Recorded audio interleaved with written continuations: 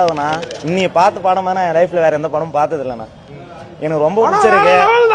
எங்க வீட்டுல எனக்கு அக்கா இருக்கு, தங்கச்சி இருக்கு. அவங்க சொன்ன கருத்து தான் நானும் சொல்றேன். என் ஜாதியை தவிர வேற எந்த ஜாதியில் லவ் பண்ணலாம் என்னால முடிஞ்ச வரைக்கும் ஒண்ணு வெட்டுவேன், இல்லைன்னா எப்படி சொல்றது பையனை வெட்டுவேன். அவ்வளவுதானே நான் சொல்ல முடியும். இதெல்லாம் ரொம்ப தலைக்கு ஏத்துக்காதீங்க. இதெல்லாம் வந்து வீணா போன ஆக்சுவலி இந்த பேசுகிற தற்கொலை நாயெல்லாம் சொல்லி ஒன்றும் பிரயோஜனம் கிடையாது. இந்த மைக்கை பிடிச்சி நிற்கிறான் தெரியுமா, அந்த தற்கொலை நாயரை 2 செவிலே வைக்கணும். அதுதான் உண்மை. ஏன்னா இவனுங்க எவனா பார்த்தாலும் மைக்கை தூக்கிட்டு ஓடிடுறானுங்க. எவனவா எவன் என்ன பேசினா என்ன, நம்மளுக்கு வியூஸ் வேணும், நம்ம மைக்கை தூக்கிட்டு ஓடிடலாம். அதுதான் என்னோட வேலை போல இருக்கு இப்போ பார்த்தாலும். அதுலேயும் இந்த சோஷியல் மீடியாவில் வந்து இவன் ஓப்பனாக பேசுகிறான், நான் அப்படி கொண்டுடுவேன், நான் அப்படி வெட்டிடுவேன்னு சொல்லி. இவங்கெல்லாம் போலீஸ் ஒன்று ஏன் தூக்காமல் இருக்குன்னு எனக்கு ஒன்றும் தெரியல.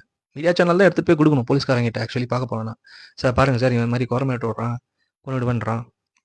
ஆனால் இவனுக்கு என்ன பண்ணுறானுங்க, வியூஸுக்கோசரம் தூக்கி போட்டு தான் போகிறானுங்க.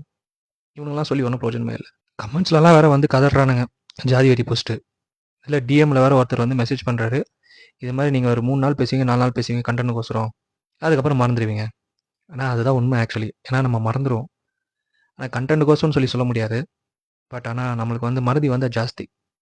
அடுத்தது ஒரு பிக் பாஸ்ன்னு சொல்லி வந்து ஒரு டைவெர்ட் பண்ணி விட்ருவானுங்க. இல்லை இந்த ஐபிஎல் இல்லை ஏதோ டெஸ்ட் மேட்ச்னு சொல்லி ஒரு டைவெர்ட் பண்ணி விட்ருவானுங்க. அதுதான் நடக்கும். நம்ம வந்து டைவெர்ட் ஆயிடுறோம் எல்லா விஷயத்துலையும். ஃபோக்கஸாக இருந்தோன்னா எதையும் மறக்க மாட்டோம். எதையும் மறக்காதீங்க மக்களே. எல்லாமே மனசுலேயே வச்சுருங்க. சரியான நேரம் வரும்போது தூக்கி போட்டு அடிங்க.